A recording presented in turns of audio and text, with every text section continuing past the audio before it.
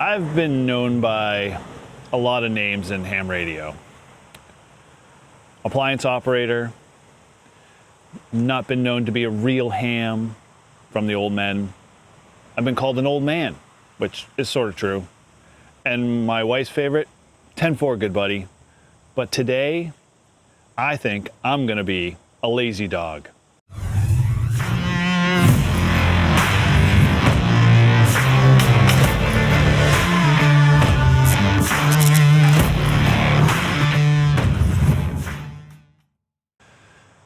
I'm Eric, N1JUR, and like I said, today I am gonna be a lazy dog. You know, you've seen antennas on my channel from Mad Dog Coil, and these have been winning my heart and my wallet for quite a while now.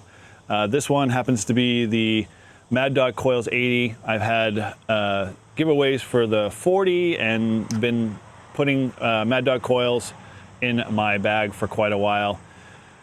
I am a lover of vertical antennas. I love their portability, I love their capabilities, and I just, you know, have them always at a ready and waiting when I want to get out and just do an activation. I originally started with Woodford coils, and from there, once I got introduced to Mad Dog Coils, I kind of put that away for a little while and never looked back. So today I've got a special review for you.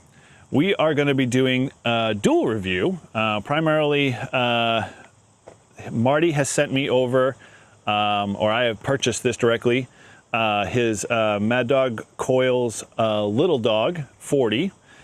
This is, in comparison to his 80, is quite shorter and stouter and very robust and strong. It's very husky antenna, we'll give you that. I have no doubt in my mind this will take an abuse and a beating in my pack as I take it to and from activations. But the bonus today is that we are going to be reusing his Lazy Dog attachment. This is a antenna selector switch that attaches to all of his Mad Dog antennas, including the originals, as well as the Lazy Dogs, the Little Dogs. And there are several settings, depending on what version of the antenna you have, that allow you to multi-select bands, all from the convenience of your operating position. So if you are like me and you know you've got verticals in your POTA bag and kit, you anytime you want to go over and make an adjustment, the thing you have to do is stop what you're doing in your activation, go over and adjust the coil, reset it up for the best SWR, and then get back to activating. Well, with the Lazy Dog, which the name sort of implies exactly what it means, you can now take any of his antennas, the 80 or the 40, again, the original 80, and adapt the Lazy Dog to it. And from there, you can set multiple bands based off of how many wires or connection points you have, and then from the convenience of your operating position, through a little switch, control everything that you need and every band that you want to get access to. So once you tune it once, it's a set it and forget it kind of thing. So I'm going to go through my thoughts on it. We're going to do a quick little setup. I'll show you how I set up each of the bands and then get it configured. And we're going to go over some of the features of the antenna itself and why I definitely want to continue to keep this in my antenna farm. So let's get to it. We'll go over some of the details. A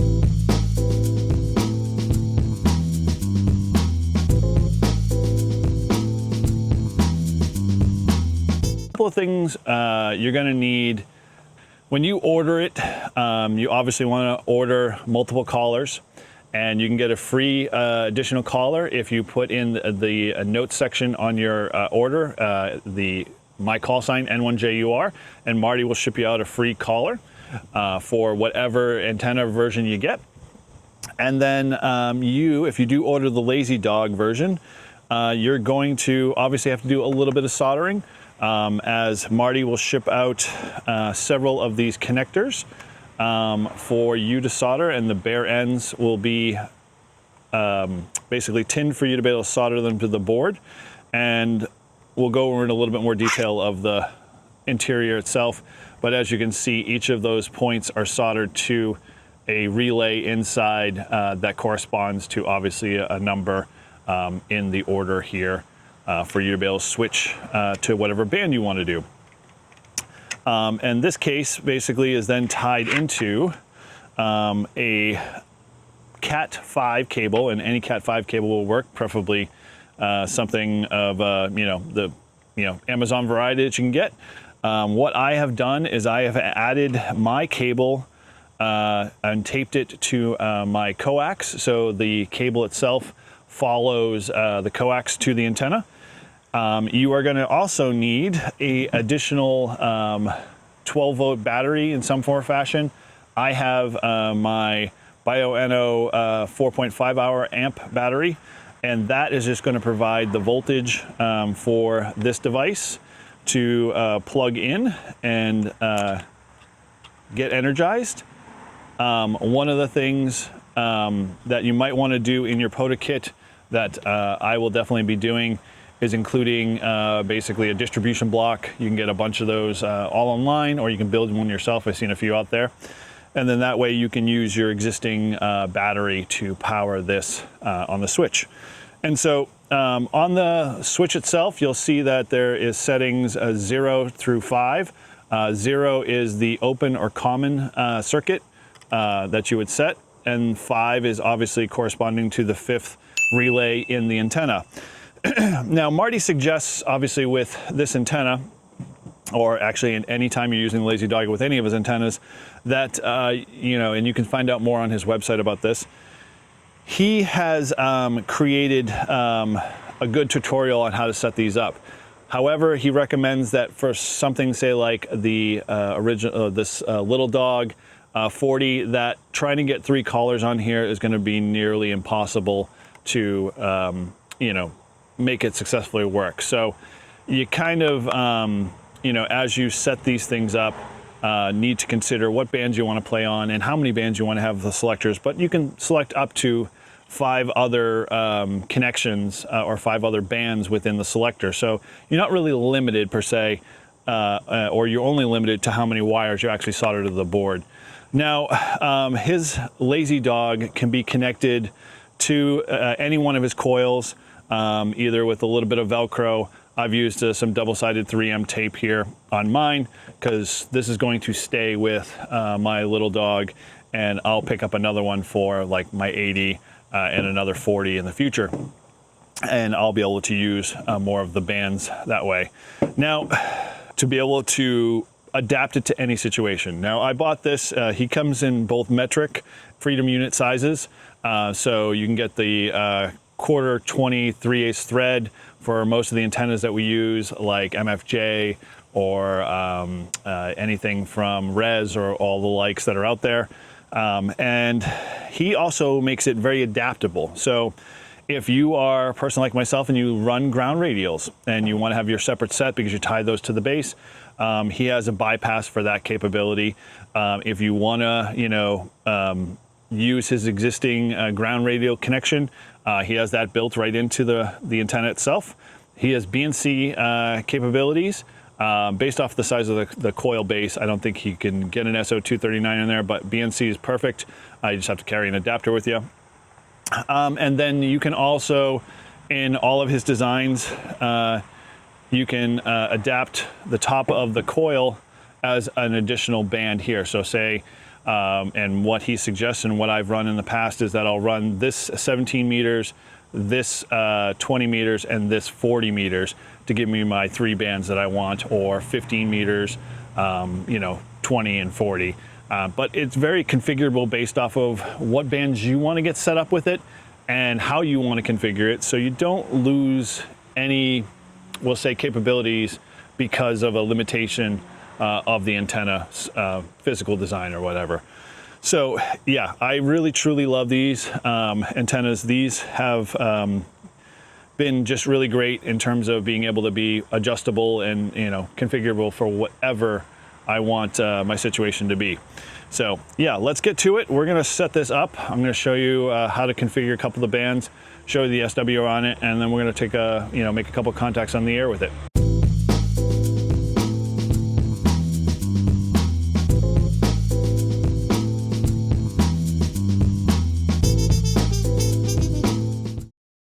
All right, once you start to get your antenna set up, we're going to run through the process of tuning each of the bands for the Lazy Dog. Now, what Marty suggests with his tuning procedures is to currently set your Mad Dog Coil up and start at the top. So we're going to go through each of the bands really quickly. I'm going to show you at least the first band, and then we're going to work down to 20 and 40. So for today, I'm going to set up 17 meter on the whip. I'm going to do the next coil down, which would be 20, and then the coil after that would be 40. So what you do is you take your coax and obviously hook that to your analyzer in a second. Then you take that other RJ45 cable that you have, and you're going to plug it into the port itself and get that connected. And once that's connected, you're then going to need to put power to this. So like I said, you're going to need another battery, 12 volt battery. Like I said, 4.5 amp hours is more than enough for this. And you can always use that distribution block if you happen to have one. And you're just going to provide power to the unit and get that hooked up. Let's head over to the antenna.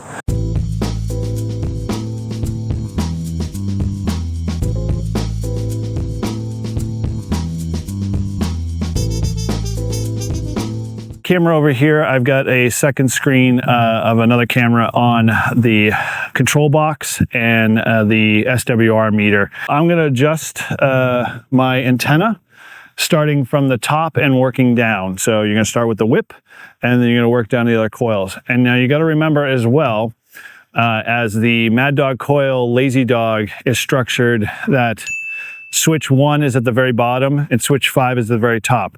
And so since we are adjusting the coil adjusting the whip first,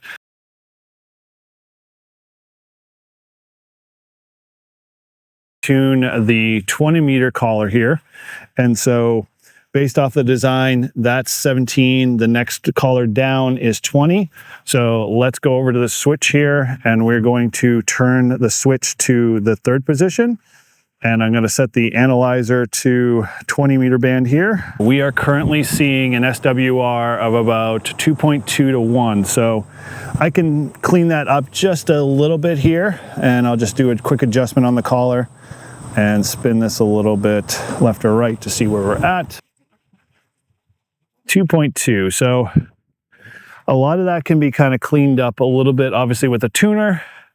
But again, Marty always suggests with his coils that you get them up a little bit more elevated, or you get more radials out on the ground. Now, like I said, I have a couple of about 4, I have 8 of them that are about 20 feet long or so. So they're not technically right in the sweet spot, but 2.2 to 1 is really, like I said, not bad. Let's go to the next band here, and we're going to clean that up, but I won't bore you with that tuning up. We're going to get that set up, and we're going to head over, grab the radio, turn things on, and make a couple of contacts.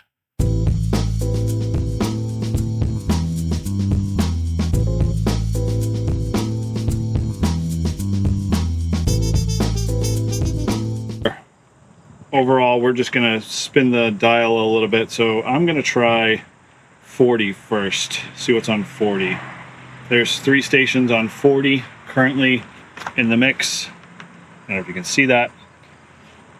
And so we are going to fire up the radio here and see what we get on 40.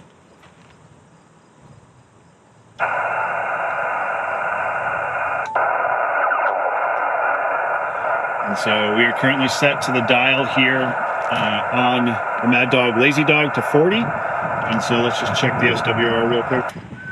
Yep, right around 1.89 to 1 on the meter. So we're doing good there. And let's just spin the dial real quick, see if we can pick up any of these stations.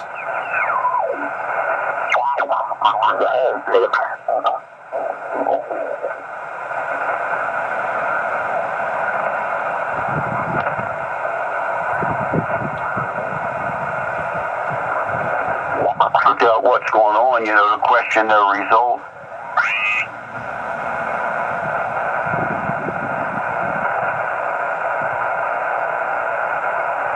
Two.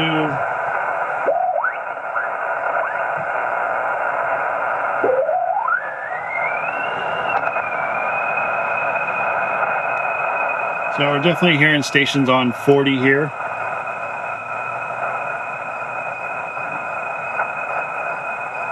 And sorry about that mic. Apparently I didn't have it on. So we're going to spin back to 20 here because probably based off of where I'm right in the middle of the day here, 20 is probably going to be my best bet for bands here. So we're showing about 13 stations. So let's head over to 20, try to make a few contacts and wrap this up.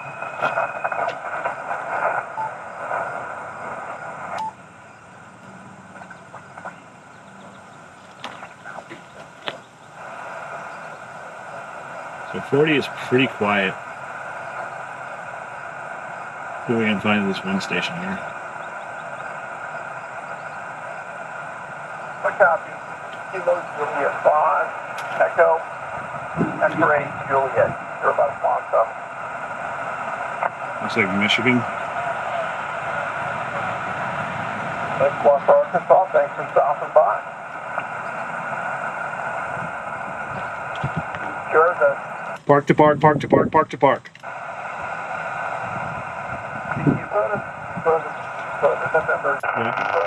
My SWR is way better than this before. Juliet, on J is uniform 050 and 03. Park to park, park to park, park to park. Park station, go ahead. All right, this is November 1, Juliet United Radio, park to park. Park station, you're way down lowly, please, with call sign. November 1, Juliet United Radio. November 1, Japan Uniform Romeo. QSL? QSL, November 1, Juliet Uniform Radio. You're about a 4-4. Roger, roger, the 4-4 there. I got you about a 5-7 into my park of 11590. QSL. I got the 115. I need the rest of the digits. 909090. QSL. 11590, correct? QSL, QSL. Thanks for stopping by. Roger, roger, go with your park, left park to park, and 7-3.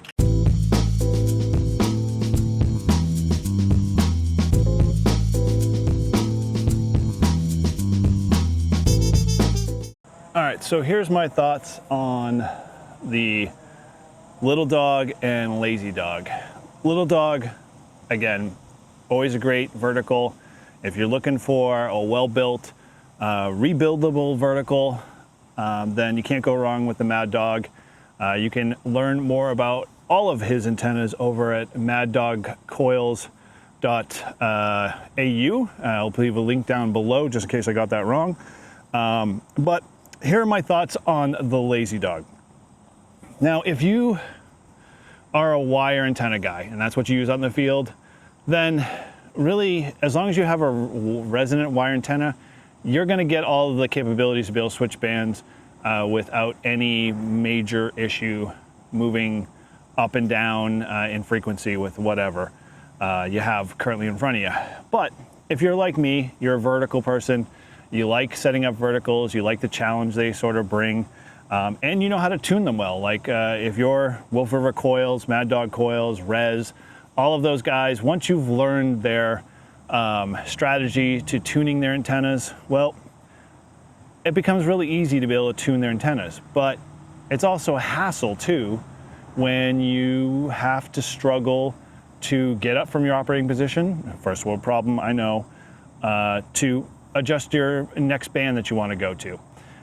So yeah, does that Lazy Dog solve a problem? 100% does it. Is it something that everybody should have in their kit? 100%. You should have this if you're a vertical user, especially if you're using Mad Dog Coils. Would I recommend this to everybody? Yes. For the money and what Marty's putting together is a great system. It gives you a lot of flexibility. It gives you up to 5 bands. So depending on the type of vertical you have if you're running a 160 or you're running a stacked or you're running an 80 or one of the original 80 or 40s that Marty has, this adapts to that and works well with that. So it's, in my mind, a no-brainer. Like if you're looking to make that leap into, you know, having a vertical in your arsenal, and there are plenty of them out there. There's the grounds, the Cha antennas, you know, the list goes on, and everybody has their own favorite. But if you're like me and you like to have the capabilities like a traditional coil wound vertical, then you can't go wrong with Mad Dog coils, and then just spend a little extra money, get yourself a Lazy Dog. You can't go wrong. You will thank me, I guarantee it, with having to be able to have all the freedom that you want to be able to work multiple bands, especially where the solar cycle is starting to kind of come down, and you need to be able to switch from your favorite band. Like mine's always been 20. I always just jump on 20 in the middle of the day. So now I can jump between 20 and 40 and my other third band, or if I had 4 or 5 other bands, I could easily, from the convenience of my operating position, make that change. So yeah, I totally would say, if you're looking for a new antenna, pick up both of these. You won't go wrong. And watch his videos on his website, because he goes into a really good detailed description. Now, just a couple small little things that he lists in his website with the Lazy Dog. It's not waterproof, so just keep that in mind. You know, if you can provide some covering in, you know, very torrential downpour rains, it's water resistant. In essence, he's done videos where it's been light rain, spitty, no problem there. There's really only one way for water to ingress into the device itself, is obviously if you have the cover off, or the water is able to penetrate the wire holes that go to the relay board itself. Outside of that, everything else works great. I would strongly maybe consider having a separate coax for this, that you can daisy chain or even combine a coax cable with. I'm actually going to try to reach out to ABR Industries maybe and see if they'd be interested in putting together a cable like that for me, because I'd love to have it in one large jacket and be able to just be able to coil it out and coil it all together and not have to have a, you know, kind of a spotted, you know, and a coax run. But yeah, I'm going to continue to play with this. I'm going to continue to modify it and change it in the sense that some recommendations Marty gave me about getting it elevated on a tripod, try it out in that sense.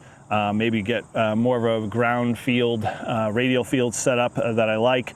May integrate it into the Magic Carpet a little bit, as I got some ideas around that are forthcoming soon.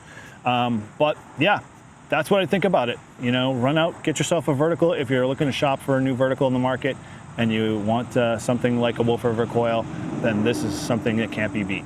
So thanks again for watching. I'm Eric, N1JUR, and POTA on.